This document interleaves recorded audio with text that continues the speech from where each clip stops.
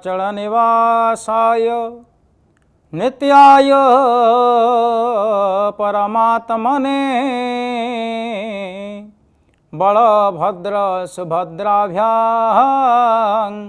जगन्नाथाय ते नमः। पिता स्वर्ग पिता धर्म पिता हिंग परमं तपः पितरी प्रीतिमा परने प्रियंते सर्वदेवता। जगतरनाथ जगन्नाथंकर भयपदाब्ज कमल रे अनंत कोटि भूमिष्ठ प्रणति। कलिजुगर मोर जीवंत एवं आराध्य ठाकुर मोर पितृमातृ चरण कमलार बिंदरे अनंत कोटि भूमिष्ठ प्रणति जनाई आरंभ करुचु अमृतमय कथार उपलब्धि को नहीं अमृतवाणी। सज्जन शास्त्र कुहंती धनानि भूमौ पशवश्च गोष्ठे नारी गृहद्वारी जनाः श्मशाने देहश्चितायं परलोक मार्गे धर्मानुगच्छति जीव एक। मनुष्य जेतबेले समाज रे चल प्रचल हुए अधिक धन उपार्जन करने पाई चेष्टा करे एवं करे, किंतु एठी गोटे लक्ष्य करिवार दृष्टांत आपण माने देखिबे। धनानि भूमौ मनुष्य जन्म हेछि माने मरिब सुनिश्चित। जातस्य ही ध्रुवं मृत्यु ध्रुवं जन्मामृतस्य च। ये मनुष्य जन्म हेछि माने मरिबा अवसंभाविबा मरिब निश्चय। किंतु मनुष्य धन उपार्जन जेतिकी करिछि जेतबेले से इह धाम त्याग करे धनानि भूमौ उपार्जित धन सबु सेमती भूमि रे पड़ी रुहे मनुष्य नहीं जाए ना। पशवश्च गोष्ठे गुहाल रे थिबा पशु गोमाता आदि पशु माने ये मनुष्य चली गला परे ता संगरे जानती कि ना। पशु माने तांको गोष्ठरे रही जानती बा गुहाल रे रही जानती।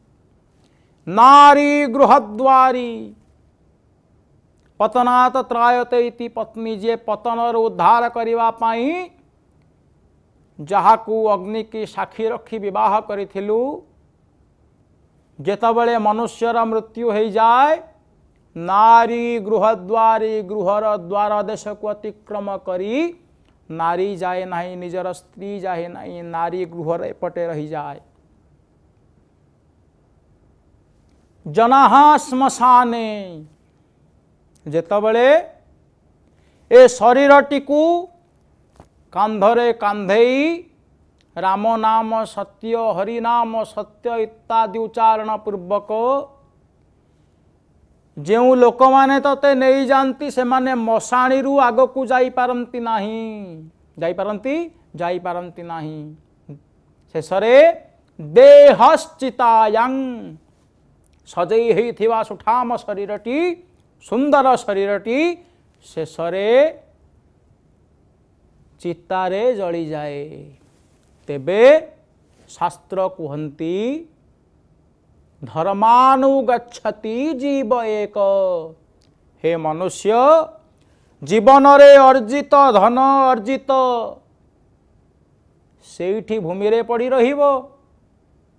विलास व्यसन पूर्ण सामग्री सेमती गृह रे पड़ी रहिबो। पशु माने गुहाल रे रही जिबे।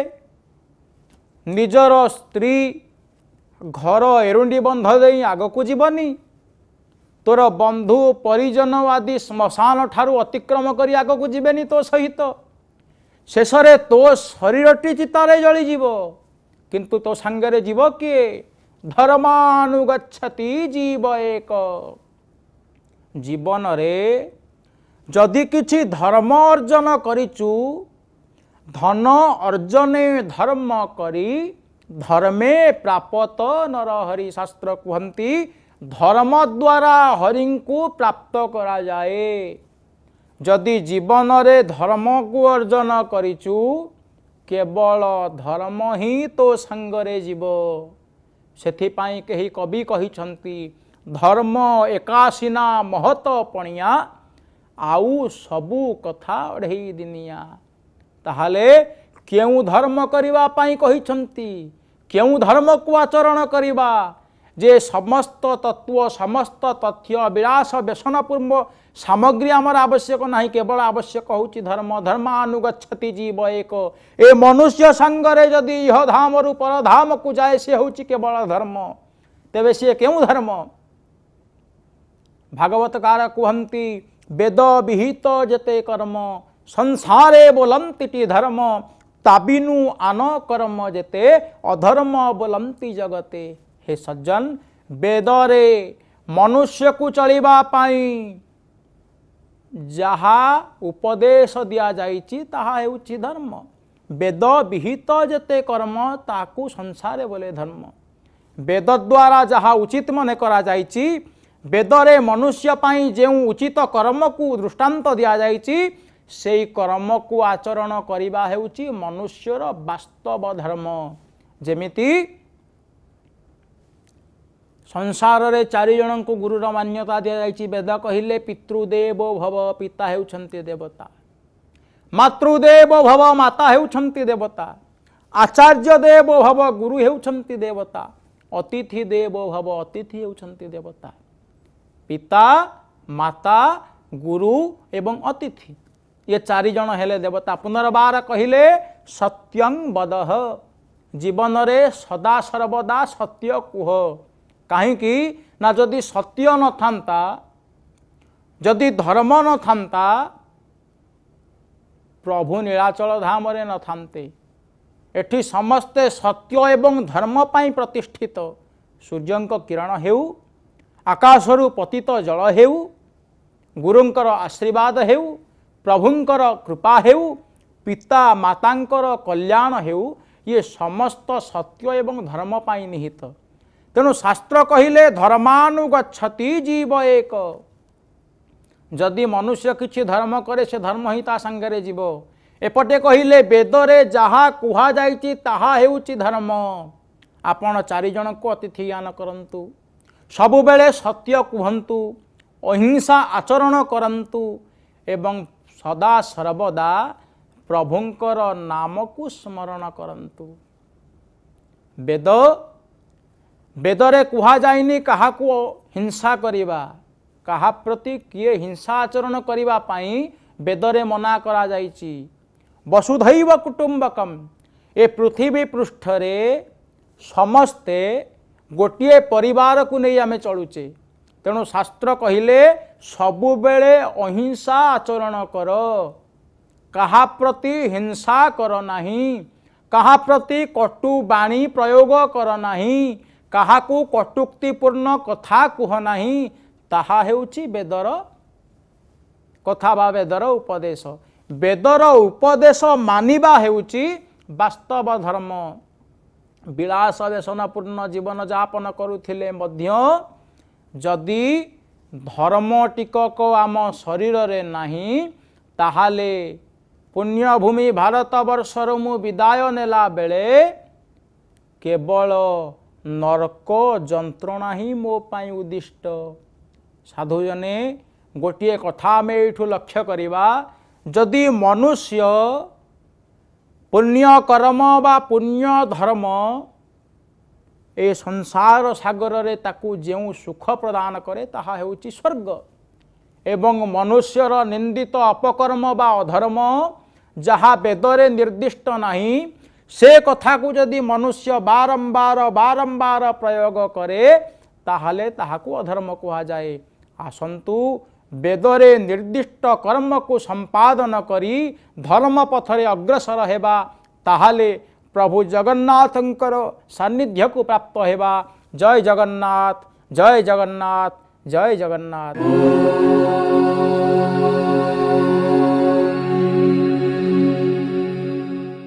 हरि ओम। गीतार द्वितीय श्लोक। संजय उवाच दृष्ट्वा तो पांडवानीकं व्यूढ़ं दुर्योधनस्तदा आचार्यं उपसंगम्य राजा वचनमब्रवीत्। संजय जी की धृतराष्ट्रंकर मंत्री होइछन्ति, धृतराष्ट्रंकर प्रश्नर उत्तर देउछन्ति। कहउछन्ति हे राजन, जो युद्ध बा समर सजा होइछि से समर क्षेत्ररू मु आपण मानकु सूचना दउछि।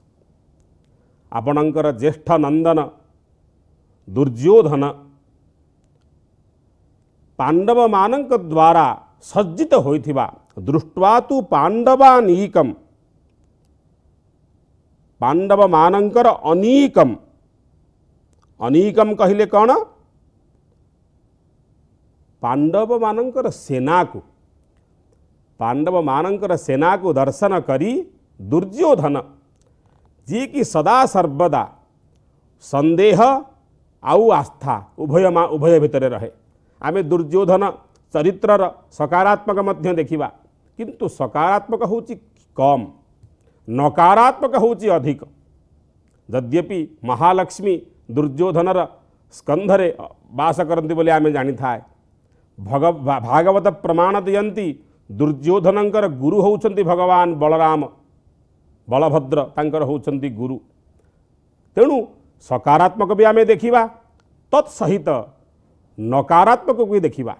एठारे दुर्योधन आत्म अभिमानी होइछि, गर्व होइछि, राज्य लोभी होइछि। तेणु दुर्योधन को गोटे भल चरित्र भाव में एठारे चित्रण करा जाई नाही। से दुर्योधन कौन करुछन्ति? दृष्ट्वा तु पांडवानीकम, पांडव सेनार व्यूह को देखिछन्ति।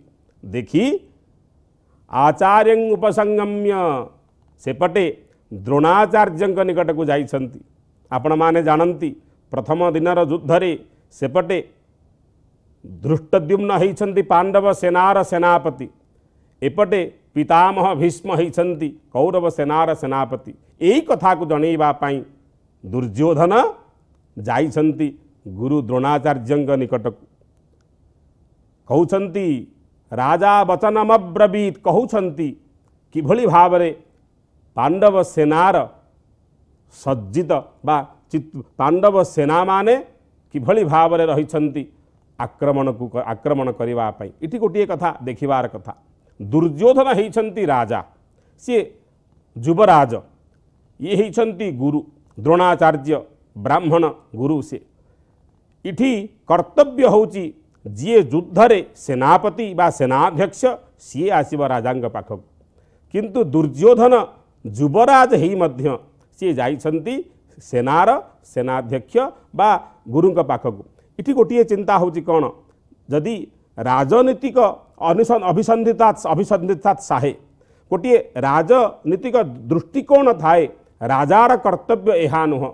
जदि कौनसी स्तर रे मनरे संदेह उपजे नाई नाई मते जहा सकारात्मक लागिबा कथा ताहा लागु नाही, तेबे मन व्यथित होई उठे। आउ से व्यथितर परिप्रकाश घटिची दुर्योधनक पाखरे, ताहा सही पारि नाहंती। पांडव सेनार सुसज्जित भंगी को देखी निजे ओल्हैछन्ति कहा पाखकु?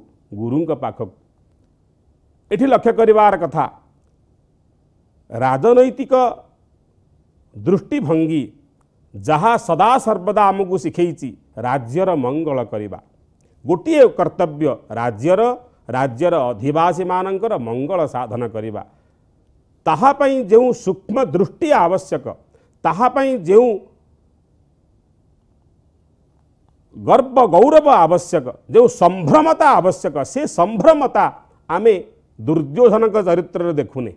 सेनापति सेनाध्यक्ष आसीव राजांक पाखक युद्धर समाचार नहीं, युद्ध क्षेत्र तात्कालिक समाचार नहीं, किंतु दुर्योधन निजे रथरु ओल्है जाउछन्ति गुरुंक पाखक। अर्थात तांक मनरे मध्य विचलित भाव, मनरे मध्य संदेह शंका जिज्ञासा किभली मु सामना करिबी। एते बड़ युद्ध जोठी मो पक्षरे धर्मराज नहांती, मु मोर भाई मानकर विरुद्ध रे युद्धम देही डाकरा देइची, सेई कथा तांक मनरे बा तांकर कौनसी ना कौनसी हृदयर कोणरे अछि। एवं सेई जो पराजय को, पराजयर ग्लानि को घोड़ेइबा पाई जो अपेक्षित पराजय ग्लानी को घोड़ेवा दुर्योधन तरतर है व्यग्रतार सहित से टीकक देखी तांकर चरित्र आमे देखू यद्यपि दुर्योधन आमे महालक्ष्मी बा भागवत कथा शुणु सी प्रबल पराक्रमी थिले गदा युद्धरे अत्यंत पराक्रमी थिले कारण तांकर गुरु थिले साक्षात बलराम तथापि ई जो परिप्रेक्षी रे महाभारतर परिप्रेक्षी रे जदि आमे दुर्योधन को देखिबा ताहा गोटे नकारात्मक चरित्र आम मानक मध्यरे थिबा सेही दुर्योधनर प्रवृत्ति को छाड़िबा आवश्यक।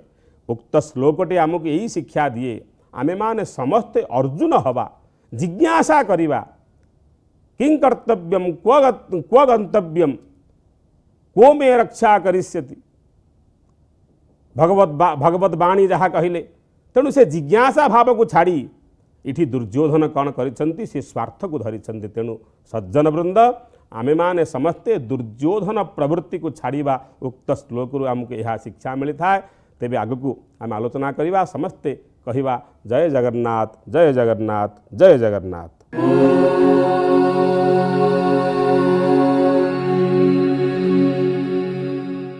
ओम शरणागत दीनार्थ परित्राण परायणी सर्वस्याति हरे देवी नारायणी नमस्तुते।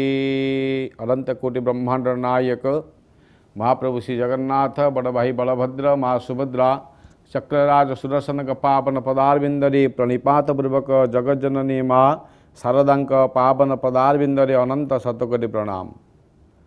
एमबीसी टीवी माध्यम ए दिव्य अमृतवाणी कार्यक्रम को संदर्शन करिथिबा ओडिशार समस्त भक्त और श्रोता मानंकु हृदयर गभीरतम प्रदेश श्रद्धा भक्ति और सम्मान। भक्तबंधु श्रोताबंधु बेले बेले ये जिह्वा पाई बंधन रे पड़ी थाए ये जीव आउ जिह्वा मध्य मुक्तिर कारण ही थाए। तेणु जिह्वार दुईटा काम जीवर दीटा काम जीभ सेतेरे रस आस्वादन करिवो खाद्य ग्रहण करिवो रस कौन खाद्य रस कौन कहीदेव एवं तापरे ए जीव लगी कथा जदि आमे धरतु कौटी क्रूर भाव में क्या कहवा असभ्य भाषा कहवा से बंधन रे पड़ा। तेणु जीव पाई बंधन रे आउ ये जीभ पाई बेले बेले मुक्ति रे मध्य बाट फिटे दिए। तेणु जीव पाई बंधन आउ जीव पाई मुक्ति। तेणु जीभ होची ए दीटा काम करि थाए। तेणु मुक्तिर मार्ग ही श्रेय। मुक्तिर मार्ग आड़े आम्भे माने जीवा आवश्यक। तेणु जीव को बंधन आड़े न पकई मुक्ति आड़ को नहीं जावा दरकार। सुंदर कहानीटे आप मान आगे अवतारणा करुछि। थरे गोटे देश में जड़े राजा थिले से अपुत्रिक थिले। तांकर संतान किछि नथिला। संतान जदिओ किछि नथिला से गुरुदेव निकट को गले आश्रम को गले गुरु को कहले गुरुदेव मते संतानटे प्रदान करंतु आपण तो होचंती त्रिकालदर्शी आपण चाहिए मोर संतानटी हम किछि कहले नाही। गुरुदेव नीरव रहिले एवं तत्पर कहले ये जन्म नुह 7 जन्म जाए तो आपणकर कहीं संतान किछि देखा जाउनी। मन दुख कले राजा फेरी आसिले। गुरुंक पाखर निराश मन रे फेरी आसिबा समय रे बाटरे जने गुरुंकर शिष्य सहित राजांकर भेट होइछि। राजा तांको मन कथा जनइले कहले हे शिष्य प्रवर मु जाइथिली गुरुंक आश्रम को दर्शन कली गुरुंकर किंतु संतानटी मागिली गुरुदेव मना कले 7 जन्म पे मोर हबनी। कहले यही गोटे कथा महाराजा मु आशीर्वाद करुच्ची आपणकर पुत्रटी हम आसीचंती। एवं राजा पलैला परे जेतेबेले शिष्य फेरीचंती गुरुंक पाखकू समस्त वृत्तांत कहिचंती। गुरु कहले हईरे तार तो पुत्र हबार नथला जदि कहिचु तू पुत्र हब तू जाई तांको घरे तुमर काम हला तुमे जाई पुत्र ही जन्म हब। शिष्य मन दुख कले पुनरपि जन्मम पुनरपि मरणम पुनरपि जननी जठरे शयनम। अरे मुक्त मुक्ति पे आसीथली मोर मुक्ति मिलिब नाही, पुणी जाई पुणी जन्म हेबी, मु पुणी जन्म हेबी, पुणी मरण हेबी, जन्म मरण चक्र पड़िबी। शिष्य मन दुख। शिष्य राजा घरे जन्म हेले किछि दिन पर, एवं राजा घरे जन्म होला पर जमा पाटी खोलिला नाही। राजा आश्चर्य है, भल पिला देखा अति सुंदर राजकुमारटी पाटी खोलुनी कौन पई। थरे 12 वर्ष जमी होती जंगल को नहीं, जंगल रे जाइछन्ति शिकार करिबा पई, एवं शिकारी जी थिला राजांकर सी गोटा पक्षी की बद्ध करिछि। ये पिलाटी देखीदेला, ता मन दुख होला, पाटी खोली कहला पाटी खोलिले मल। शिकारी जे देखला जो कर्मचारी जनक शिकार करूला मन दुख खुशी हो गला, कहले हाँ राजा आज पाटी खोलिला, राजा पुंकर आज पाटी खोलिला, तेणु मत आज विपुल धन मिल आनी राजा पाखे पिला पहुँचैला। राजकुमार आज पहुँचती। शिकारी जनक कहला, हे महाराजा, ये जो पिलाटी आपण राजकुमार तार आज पाटी खोली। राजा आश्चर्य हो गले, रे इतने पाटी खोलु नथिला, पाटी खोलला। कहलु से पिला को ता पाटी खोलवाई, जेमिति कहते पाटी खोललानी। राजा कहले, कर्मचारी हे तुम्हें दंड पाइबा दरकार, मिछ कथा कहल, प्रचुर धन पाइबा आशारे मिछ कथाटे कह, तेणु तुमको आज मु दंड देवी। मन दुख कले कर्मचारी, कहले पाटी खोलिला जंगल रे, एठी पाटी खोलिलानी। हौ जदि कहले मने मने जदि पाटी न खोलला नहीं, तेबे मु जाउची मध्य दंड पाइबी, फांसी दंड मते तो मिलिब। राजा अबुझा, तेणु मत फांसी दंड निश्चिंत भाव में देवे। अबुझा राजा, तेणु मन भितर एमती चिंता करने भितर हठात पुत्र राजकुमार कही उठिले, पाटी खोलिले मल। सेठी राजकुमार कर्मचारी खुशी हो गले, राजा मध्य खुशी हो गले। कहले, अच्छा बाबा, राजा पचारिले, हे पुत्र तुम्हें कह पाटी खोलिले मल कहीं कौच बारंबार? ना ये कहली, पूर्व जन्म मु शिष्य थी आपण गुरु आश्रम को जाऊली, सेठी जाए गला बेले गुरु मना कले आपणकर संतान किसी हेनी, मु कहीदे संतान टे प्राप्ति हम, संतान टे प्राप्ति हाँपाई गुरु मते कहले तुम घरे मु पुत्र ही जन्म हेली।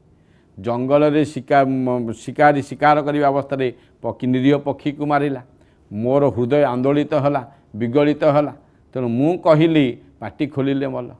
आठी आज जदि पाटी न खोलि तबे राजकुमार कर्मचारी मरिबे, ताकू आपण फांसी दंड देवे, तेणु पाटी खोलिले मल।